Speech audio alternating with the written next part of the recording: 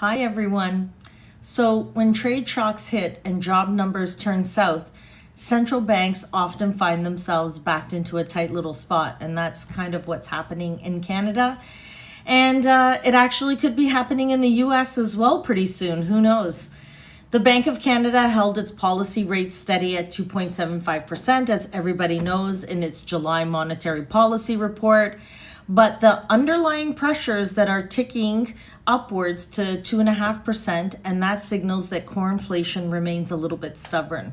And the central bank, they actually noted that if the economy weakens further, and if tariff-related price pressures begin to ease, a rate reduction might actually be needed soon. So we'll see what happens. But the next Bank of Canada interest rate announcement is set for September 17th.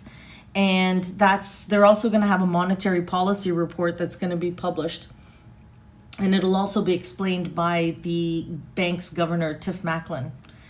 So the markets are already pricing in a shift following July's, weak job data, 40,800 jobs lost, by the way.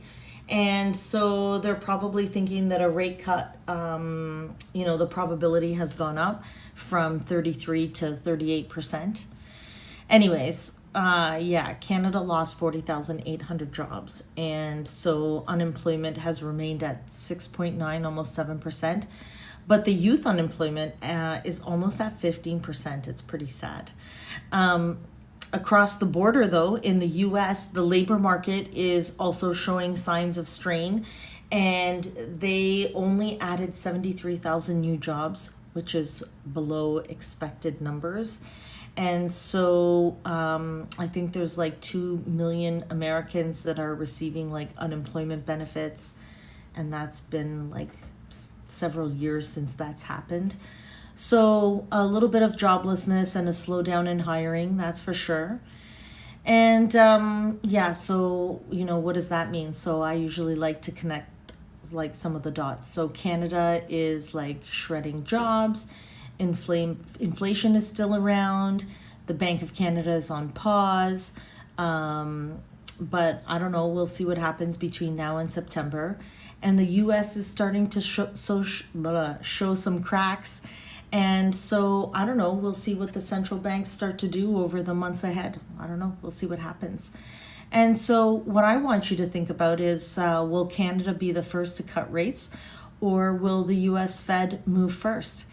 And it'll be interesting to see what happens. So if you have an opinion, I would love for you to put some comments down below.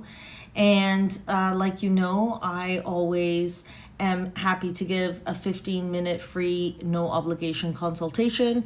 And if you have any questions or need anything, the reason why I do all of this to begin with is so that you know that I am paying attention to what's happening in the world.